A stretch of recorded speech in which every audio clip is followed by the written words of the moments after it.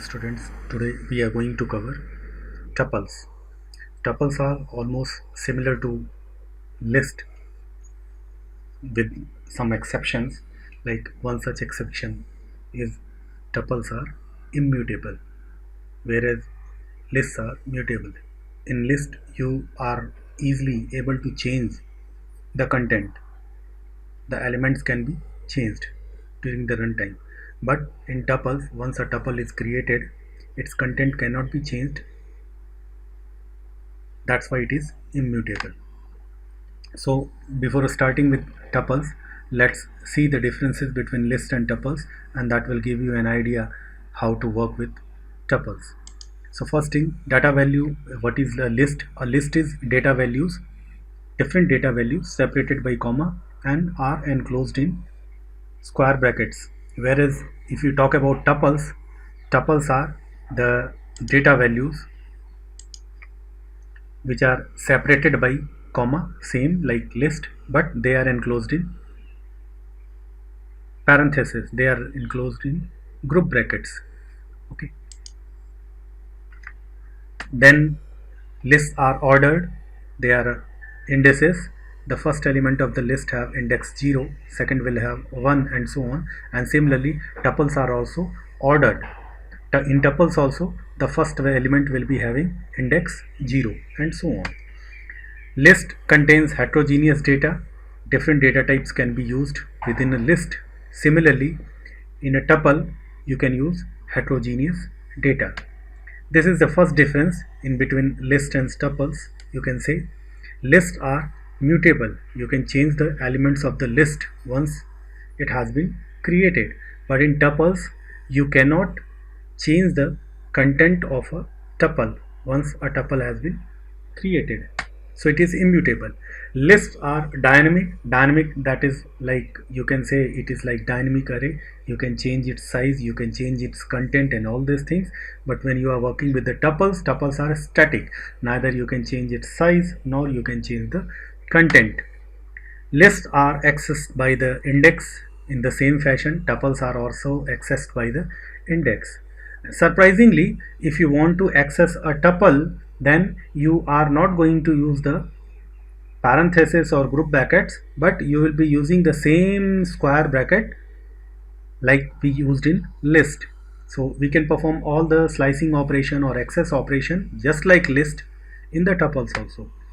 Lists can be nested. Within a list you can have another list, or even you can have a dictionary or tuple or set also. Similarly, in tuples also they can be nested. Within a tuple you can have tuples, or even you can have list, dictionary or set as elements.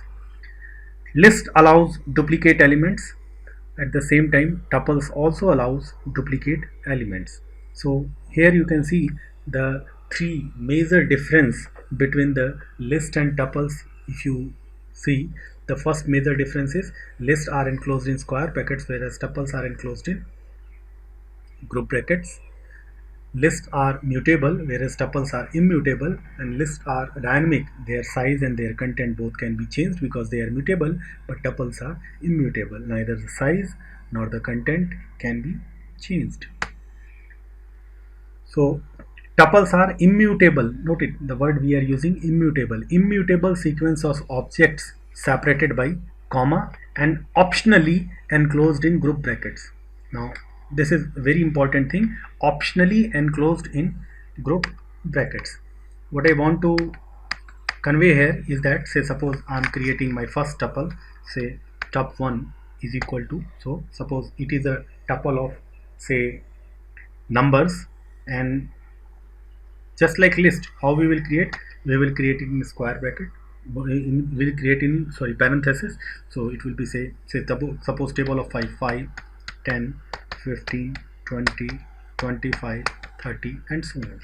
So this is your tuple 1.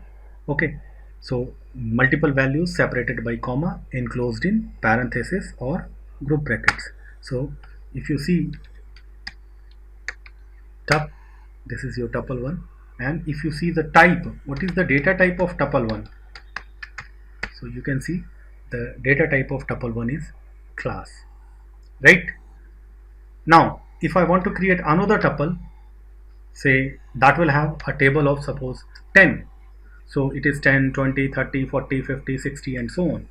But it is not necessary to enclose them in parenthesis. If I write like 10, 20, 30, 40, 50, 60 and so on, then it is also a tuple. So if you see, if you now type tup2, you will see you are getting the same notation which you have used earlier. That is, it is a tuple. And if you check the class of data type of tuple2, so you will find it is still a class tuple, right? So this is how you can, this is what we are trying to say, immutable sequence of objects separated by comma, and optionally it is not compulsory that you have to enclose them into the group brackets or parentheses. It is just optional. If there is more than one item, or after an item a comma is placed and you are not using the group brackets, it is by default a tuple. Okay, so this is how we are creating tuple 1 is equal to Kendriya Vidyalaya Sangathan, tuple 2 is equal to 10, 20, 30, 40, 50, tuple 3 is equal to 2, 3, 5, 7, 11, 13. There is no group bracket, but even then it is a tuple. If you see type of tuple 3, it is again going to be class tuple, the same way. You can create empty tuple also in the same fashion like we have created earlier. The list tuple 4 is equal to simply square brackets, that is called empty tuple. Okay, tuple 5 is equal to tuple. By using the constructor, you know, tuple function, we can create empty tuple also. So just see, if say suppose I want to say tup3 is equal to, so it will create empty tuple, say that is an empty tuple. Or if I say tup4 is equal to say tuple, this is also,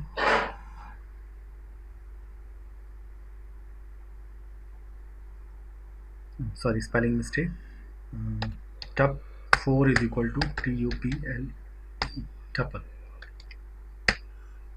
So if you check tup4, this is again an empty tuple. So here we are creating the empty tuples. Tuple with one element also can be created, like if somewhere I am saying say x is equal to say 5. So this is simply, if you check the type of x, you know very well it is a class int. Okay, if suppose I am saying y is equal to 5, what happens? Is it a tuple? No, this is not a tuple. This is again an integer, because here we have used group brackets and it is treated as a grouping operator. Okay, we have discussed this symbol for grouping operations also. So if you check here type of y, what you are getting, it is also a class integer. But suppose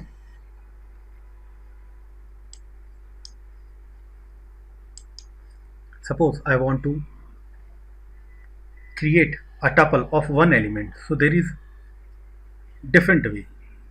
Say first way, suppose I am creating tuple 1, say tuple 11 is equal to, the first way 5, and then I put a comma, though there is one element, but I will put a comma and I will close the parenthesis. This is how I am creating a tuple of one element. If I now print here tup 11, you can see, and if I check the type of tup 11, so you can see it is a class tuple. Another way is also, if say suppose I say 12 is equal to 5 comma without using parent, I put 5 and then a comma, it is also treated as a tuple. If I check here class type of tup12, so you can say it is a tuple. So you can create a tuple with single element, okay, like this, both the way we have discussed. Creating tuple using constructor, we can create tuple using constructor also. Say suppose I have created a list 1 is equal to say 5, 10, 15, 20, Pawan. This is a list and I want to create a tuple, so I say tup13 is equal to tuple list1. So you can see if we say tup13, it is a tuple of 5, 10, 15, 20 and Pawan. So you can create like this is we have created a list. Tuple3 is equal to tuple list1. Okay. Python tuples are immutables. Once created, they cannot be updated. You cannot change, add, remove elements from the tuple. So once a tuple has been created, you cannot change it. Say suppose I am creating a tuple, say tup1, and this is having a table of say suppose 5, 10, 20, 25, 30. So this is your tuple 1, and by mistakenly I have missed 15 here. 5 3 the 15, so I missed a value 15 here, and now I want to insert 15 here. So this is not possible. If you try to change here the value, or you try to add certain value into the tuple, it will generate the error. So how we can do this particular task? We create a new tuple, say tuple1. Though we have created a tuple1 already, but now we are changing the definition of tuple1. So we are saying tuple1 tup1, and we slice 5 and 10. So to slice 5 and 10, it will be from 0 to 2. Then into this I will add say 15,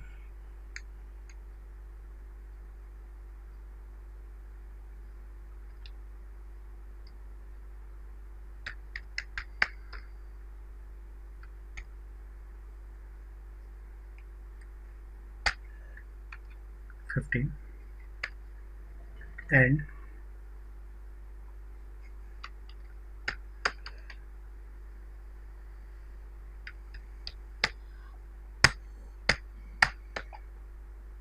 like this. Intercept is not iterable, correct?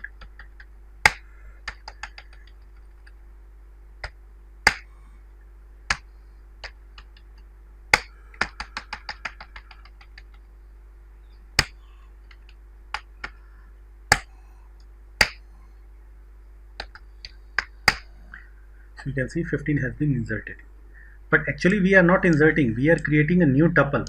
By this statement I am creating a new tuple. This tup1 is again recreated. Okay, so this is how we can do this particular thing, but there is no way to insert it or to add to something to tuple, or to insert something to tuple. Another easy way is also there. If you want to perform any updation operations or editing operations onto the tuple, so what is the best way? You convert the tuple into a list, perform the operation you want to perform, and later on again convert the list into a tuple. But here again also you are doing the same thing. You are creating a new tuple. Once you convert a list into a tuple, a new tuple will be created. So that's why we are saying tuple are immutable. Tuples cannot be modified. So Python tuples are immutable. That is, once they are created, they cannot be updated. You cannot change, add, remove elements from the tuple. So accordingly you can perform your operations. Though tuples are immutable, so you can't add, remove, change elements in a tuple once created, but you can delete entire tuple using del function. Say suppose I have created tuple1 and I want to delete it, so I can simply say del tup1. Now if I try to use tup1, it will generate error because tuple1 has been deleted. Remember, when you are working with the list function, list del, then you are able to delete certain elements, particular elements of the entire tuple, entire list. But here when you are working with the tuples, del function will delete the entire tuple. You cannot delete a particular element or set of elements. So this is like they have created, suppose tuple1 is Ram, Lakshman, Bharat, Shatrughan, del tuple1. If you try to print it, you will get the error. Okay. Accessing tuples. A tuple can be accessed in the same fashion as a Python list or Python strings, okay, the way we access the list or the way we access the string, the same way we access the tuple. When you are accessing the tuple, you will not use the parenthesis, you will not use the group brackets, but we will use the same square bracket to access it. So you can access individual tuple items also, like say suppose again we are creating a tup1 with say some elements, suppose 5, 10, 15, 20, say Kendri, like this we have created. Now if I want to access the third element, so I will say tup2, third element means tuple1, 2, so that is the 15. If I want to access the last element, I can say tup1 minus 1. Minus 1 is the last element, so it gives you can.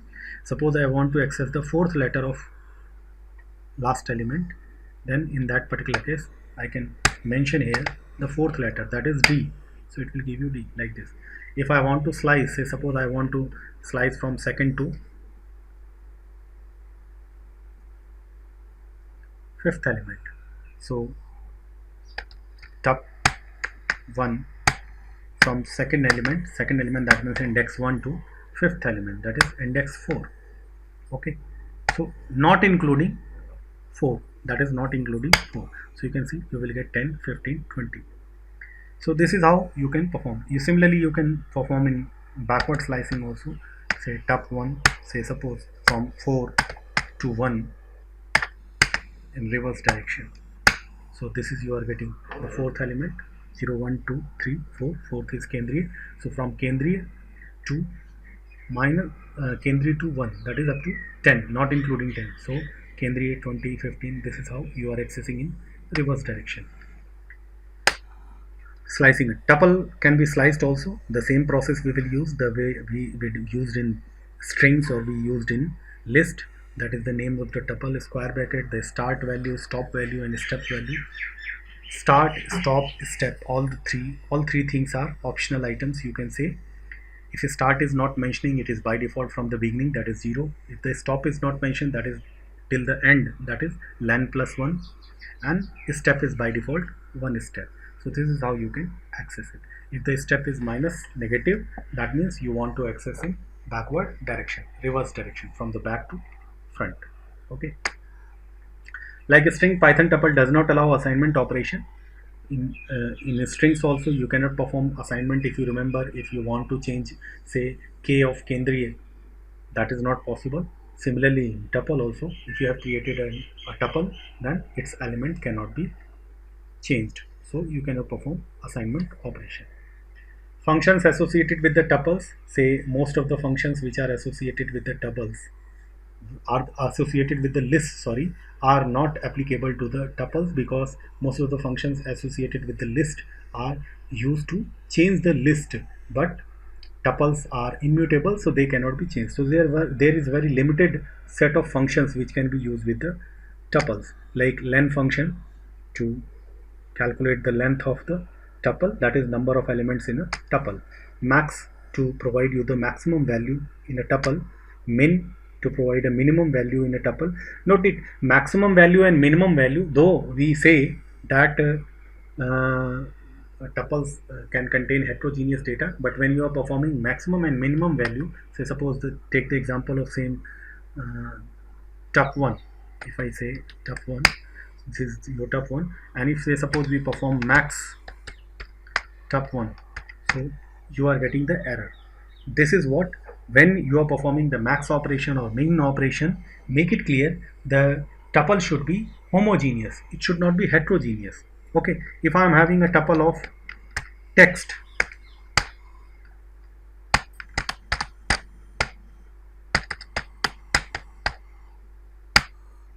suppose, and I am having a tuple of numbers,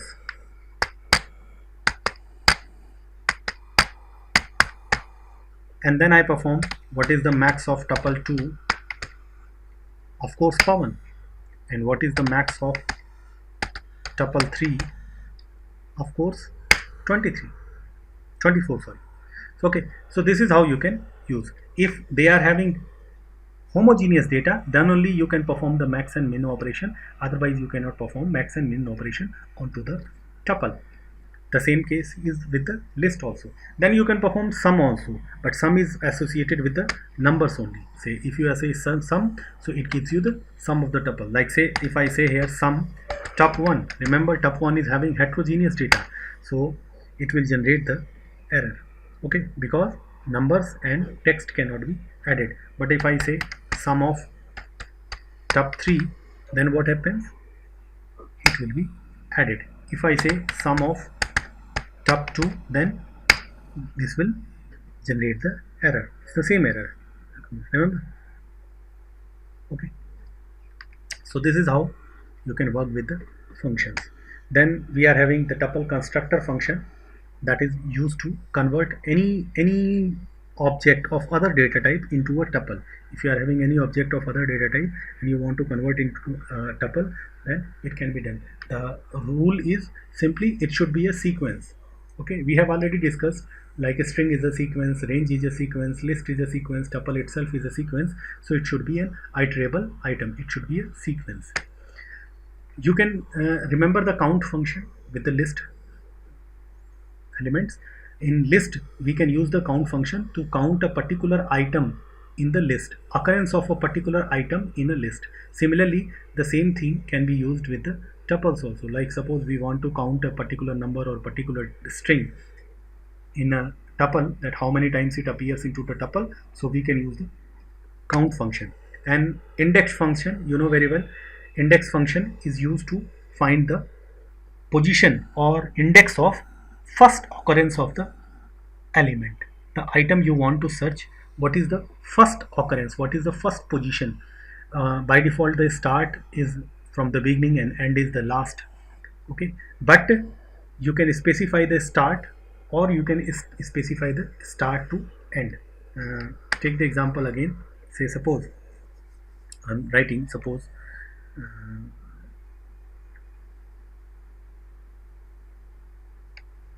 say t is equal to tuple Kendriya Vidyalaya. Now what we are going to do, we are converting a string into a tuple. You can see the tuple has been converted, string has been converted into a tuple. Now if I want to count the d, how many times the d has been used, so what I can say, t dot count d, it gives you 2. In Kendriya Vidyalaya we have used d 2 times. Similarly, if I say t dot index d, that gives you 3 at 4th position, that is index number 3, there is a d, okay. But now suppose I want to find d from 4th position onward, okay. So if I issue this statement, then you will find 10, that is after first d there is another d at index 10, that is position number 11, okay.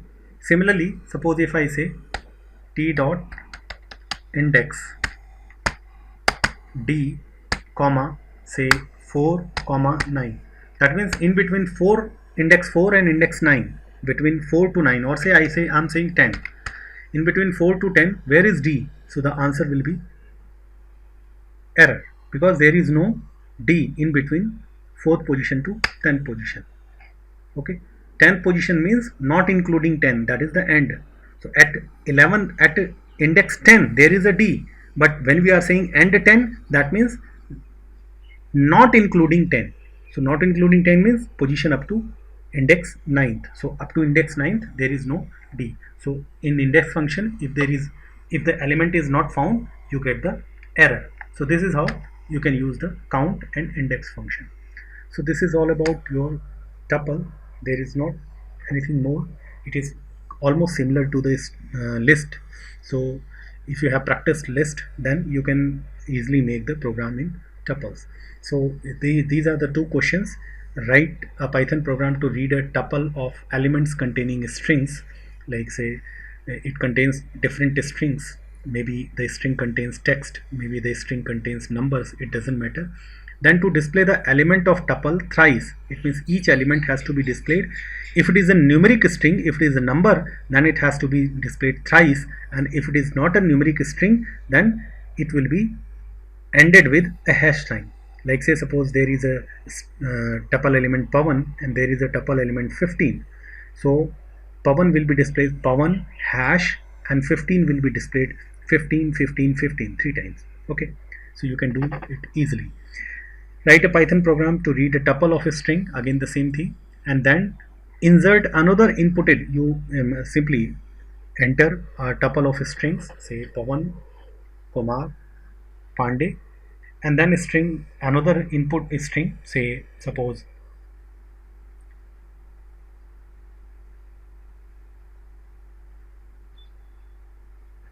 anything, any string you enter, and then you have to insert that particular string at ith position. It means you will ask at which position you want to insert the string into the tuple. So insert. So remember that tuple is immutable. We have already discussed like how we entered a number 15 into the table of 5. Similarly, you have to perform this particular question. So hope it will help you and enjoy programming.